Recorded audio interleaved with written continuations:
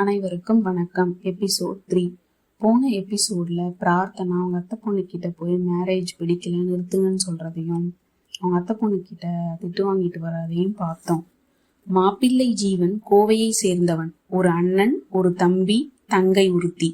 தன் உழைப்பால் உயர்ந்து கொண்டிருக்கும் அவன் 29 வயதில் தன் திருமண நாளை எதிர்பார்த்து கொண்டிருக்கும் பொறுப்புள்ள இளைஞன். அன்று காலை தன் கட்டிடப்பணி நடைபெறும் இடத்திற்கு கிளம்பி கொண்டிருந்தவனை தடுத்து, மலர், டேய் ஜீவா, நீ பாட்டுக்கு கிளம்புற, இன்னைக்கு முகூர்த்த சேலை எடுக்கணும்டா, அவங்க கிளம்பிட்டாங்களாம் என்றாள். வந்துடுவேன்மா, முக்கிய வேலை இருக்கு, நீங்க எல்லாம் கடைக்குள்ள கால் எடுத்து வைக்கும் போது நானும் இருப்பேன், போதுமா? இந்தாங்க, இதுல 50,000 இருக்கு, பொண்ணுக்கு 20க்குள்ள எடுத்தா போதும். இது பத்தாதுடா, உன் அண்ணி, அத்தை, சித்தின்னு. போதும்மா, சமாளிச்சுக்குங்க. அன்னிக்கு 5 ரூபாய் கொடுங்க போதும், உங்களுக்கு 3 போதாதா? மீதியை யாரு யாருக்கெல்லாம் எடுக்கணுமோ பார்த்து எடுங்க. இன்னும் கல்யாண செலவு எவ்வளவு இருக்கு? ஸ்ருதிக்கு சுடிதார் போதும் என்றாள். அவகிட்ட பணம் கொடுத்துட்டேன், அதான் பொண்ணு வீட்டுல கூட 2 லட்சம் கேட்கலாம்னு சொன்னேன்.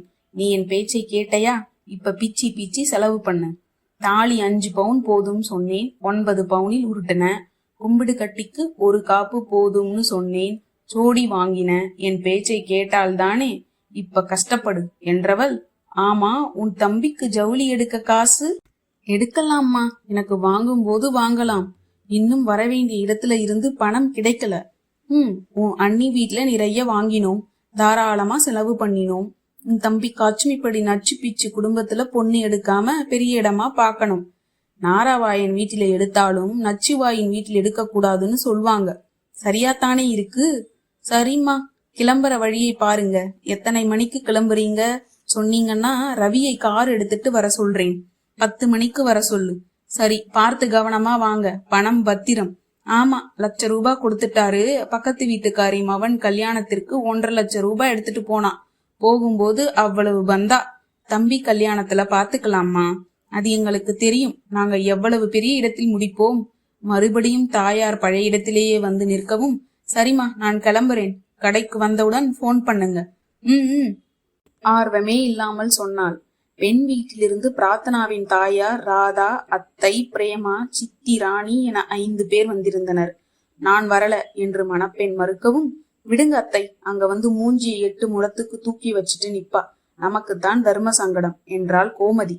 கடை வாசலில் பெண் வீட்டரை ஹீஹி வாங்க என்று வரவேற்ற மலர், வாங்க மாடிக்கு போகலாம் என்று சொன்ன கடைப்பணியாளருடன் நடந்தபடியே 20க்குள்ள போதும், அதற்கு மேல் காட்டாதீங்க என்று கிசுகிசுக்க, வாங்கம்மா, முதலில் டிசைன் எல்லாம் பாருங்க, விலையா முக்கியம் என்று அவர் சொல்லவும், இவன் வேற நிலைமை புரியாமல் என்று முனகியபடியே நடந்தாள்.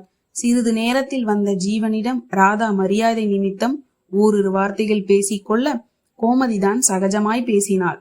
அதை பொறுத்து கொள்ள முடியாமல் தவித்த மலர், ஜீவா, இந்த அரக்கு கலர் முகூர்த்தத்திற்கு நல்லா இருக்கும் தானே, பாரு இதை என்று ஒரு சேலையை காட்டும் சாக்கில் மகனை அழைத்தாள்.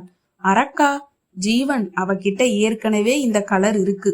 அவ துத்தநாக நீளம்தான் கேட்டா. நீளமா? முகூர்த்தத்திற்கா என்று முகத்தை சுருக்கிய மலரிடம், அம்மா, பிரார்த்தனா ஆசைப்பட்ட நீளத்தை வரவேற்புக்கு வச்சிக்கலாம், முகூர்த்தத்திற்கு வேற பாருங்க என்றான் ஜீவன்.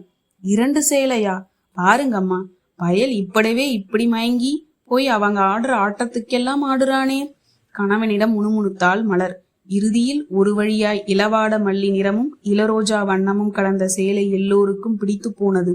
விலை ஜீவனின் பட்ஜெட்டை விட எகிரி போக கேள்வியாய் நோக்கிய தாயாரிடம், சமாளிச்சுக்கலாமா என்று சொல்லவும் அவனை ஒரு மாதிரியாய் பார்த்த மலர் தனக்கென எடுக்கப்பட்ட 4,000 ரூபாய் பட்டை வெறித்தாள். ஜீவன் கொழுந்தியாளுக்கு சேலை எடுக்கணுமே, மறந்து போச்சோ என்று கோமதி ஞாபகப்படுத்த, இது வேறையா என்று சிரித்தவன், எடுத்துக்குங்க என்று சொன்ன போது கோமதி 3,000 ரூபாய் சேலை ஒன்றை எடுக்க, ஏன் கிராண்டா இல்லையே இது, இதோ இந்த பச்சை நல்லா இருக்கு என்று அவன் சொல்ல, அது 5,000 என்றால் கோமதி தயக்கமாய். அட பரவாயில்லக்கா, சின்ன பொண்ணு கட்டுறதை நல்லா கட்ட வேணாமா? ஆமா, சுனிதாவுக்கு எடுத்தா இனிதா கோவிச்சுக்க மாட்டாளா என்றான். அவளுக்கு சுடிதார் போதுமாம். அப்ப சரி என்றவனிடம், மலர், இதென்னடா புது பழக்கம், மச்சினிக்கு பட்டு எடுப்பது என்றாள். அவங்க பக்கத்து பழக்கமாமாம்மா. என்ன பழக்கமோ எல்லாம் புதுமையாகத்தான் இருக்கு. தேவையான சேலைகளை எல்லாம் வாங்கிய பின் எல்லோரும் ஹோட்டலுக்கு சென்றனர். டேய், ஏண்டா இவ்வளவு பெரிய ஹோட்டல், செலவை இழுத்து விட போறாங்க பாரு.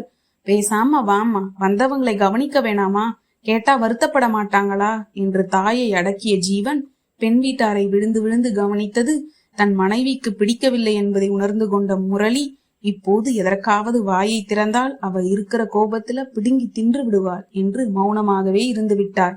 உணவு உண்ணும் போது அது வேண்டுமா, இது சாப்பிடுமா, நல்லா இருக்கும் என்ற சொன்ன மகனிடம் அது வாய், இது சூடு, இது வயிற்றெரிச்சல் என்று ஒவ்வொன்றாய் விலக்கி பற்றி எரிந்த வயிற்றெரிச்சலை அடக்க எதையோ குறித்தாள். விருந்தினரை உபசரிக்கும் பண்பு கூடவா இல்லை என்று நினைத்து கொண்ட முரளி அனைவருக்கும் விடை பெற்று சென்ற பின் பொரிந்து தள்ளிய மனைவியை கையாளாக தனத்துடன் பார்த்து கொண்டிருந்தார். என்னங்க, என்ன நடக்குதுங்க? பொண்டாட்டி வீட்டு பக்கம் இப்படவே இப்படி சாய்ந்து விட்டானே, அவங்க கையை காட்டுறதை எல்லாம் உடனே கொடுத்து விடுறானே, பொண்ணை கட்டிக்கிறதுக்கு முன்னாடியே இப்படி ஆட்டம் போடுகிறவளுங்க தாலி ஏறினா தலைமேல ஏறி உட்கார்ந்து விடுவாளுங்களே. வீட்டிற்கு வந்தவுடன் தன் இளைய மகனிடம் புலம்பிக் கொண்டிருந்தாள் மலர். உனக்கு புது துணி பாங்க பணம் கேட்டா பணம் இல்லைன்னு சொல்றான். பொண்ணு வீட்டை பார்த்தவுடன் தண்ணியா செலவு பண்றான். இவனை நாம வளர்த்து ஆளாக்கினது எல்லாம் தண்டம். நன்றி கெட்ட பையன். ஹோட்டலில் அவளுங்க என்னம்மா கவனிக்கிறான். கூடவே இருந்து வளர்ந்தவங்க மாதிரி இல்ல கூத்தடிக்கிறாளுங்க. எப்படிடா இவ்வளவு நெருக்கமா ஆகியிருப்பாங்க? போன் இருக்கும் இல்லம்மா, போனில் பேசி இருப்பாங்க என்றான் ஆனந்த். அதுக்காக இப்படியா? விடுமா, நம்ம வீட்டுக்கு வர போற பொண்ணுதானே, அவங்களும் இனிமே நம்ம உறவுதானே. அதுக்காக இப்படியா? நீ என்றால் இப்படி இருப்பையா? உன் அம்மாவை வேற ஆளுங்க முன்னாடி இப்படி விட்டு கொடுப்பியா? புலம்பிக் கொண்டே இருந்தாள் மலர். திருமண சேலையை மாப்பிள்ளை வீட்டார் எடுத்து சென்றிருக்க மற்ற சேலைகளை உறவினர்களிடம் காட்டிக் கொண்டிருந்தாள் ராதா. அத்தை பிரார்த்தனாவுக்கு பிடித்த சேலையை எடுங்க ஜீவன் சொன்னதும் அந்த அம்மா மூஞ்சி போன போக்கை பார்த்தீங்களா? அதுக்கப்புறம் அந்த மூஞ்சி விடியவே இல்ல தெரியுமா? ஒரு நல்ல விஷயத்திற்கு வந்திருக்கிறோமே என்ற விவஸ்தை வேண்டாம். மூஞ்சி உம்முன்னு வச்சிட்டு எதை கேட்டாலும் வேணாம் வேணாம். ஒரு நல்ல அம்மாவா அவங்க? ஏய் விஷ், சத்தம் போட்டு சொல்லாதடி. ஏற்கனவே நாம எல்லாம் என்னவோ குழியில புடிச்சு தள்ள போற மாதிரி அவ ஆர்ப்பாட்டம் பண்றா. இதுல இது வேற விழுந்துச்சுன்னு வையி, அப்புறம் இதையே புடிச்சுப்பா என்று மகளை அடக்கினாள் பிரேமா. மாமியாருன்னா அப்படித்தான் இருப்பாங்க. பையனை பெற்ற கெத்து அது. பொண்ணு வீட்டுக்காரங்களை பார்த்து மகனுங்க சும்மா சிரித்தாலே போதும், இவங்களுக்கு தாங்காது. நீங்களும் அப்படித்தான் இருப்பீங்களா அத்தை? இனிதா வெடுக்கென்று கேட்க, எம் மவனை முதல்ல கட்டிக்க, அப்புறம் பாரு அத்தை குணம் எப்படின்னு என்று பிரேமா சொல்லவும், அந்த குரங்குக்கு இந்த ஆசை வேறையா? எங்களுக்கெல்லாம் ராஜகுமாரன் குதிரையில வருவான் என்றால் இனிதா பெருமையாய். வருவான் வருவான், பக்கத்தில் தான் இருக்கு குதிரை ரேஸ் நடக்கிற இடம். ஊட்டியில பாதி பேர் குதிரையோடத்தான் திரியிறானுங்க. போங்கத்த, நீங்க என்னை விட ஒரு மாதம் முந்தியாவது உங்க மகனை பெத்திருக்கணும். என்னை விட 2 வயசு சின்னவன் அவன். அவனை நான் எப்படி கட்டிக்கிறது? பரவாயில்லைன்னு நானே ஒத்துக்கிறேனே. அந்த குட்டி குரங்கை கட்டிக்கொள்வதற்கு பதில் நான் கன்னியாகவே இருந்து விடுவேன். அண்ணன் மகள் வெசனப்படவும், அம்மா தாயே, உன் ராஜகுமாரன் உன்னை வந்து தூக்கிட்டு போகட்டும், ஆளை விடு என்று பிரேமா, மைனி, என் அண்ணனுக்கு வாங்கின பட்டு வேட்டி சட்டையை அவர்கிட்ட காட்டினீங்களா என்று கேட்டாள்.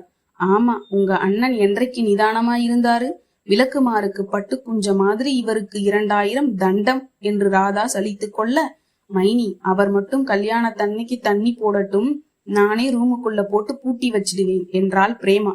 அப்பா சத்தியம் பண்ணிருக்காங்களே சுனிதா சொல்லவும், உங்க அப்பன் சத்தியத்தை குப்பையில போடு. நம்ம கோமதி கல்யாணத்துல நடந்த கூத்து ஞாபகம் இருக்குல்ல? மாப்பிள்ளை வீட்டார் முன் எப்படி அசிங்கப்பட்டோம் என்றாள் பிரேமா.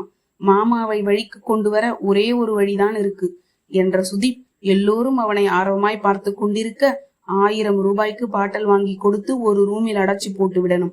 நாம நிம்மதியா கல்யாணம் நடத்திட்டு அப்புறம் திறந்து விட்டா போதும் என்றான். அப்படியே 108க்கு போன் பண்ணி வாசலில நிக்க வைக்கணும்.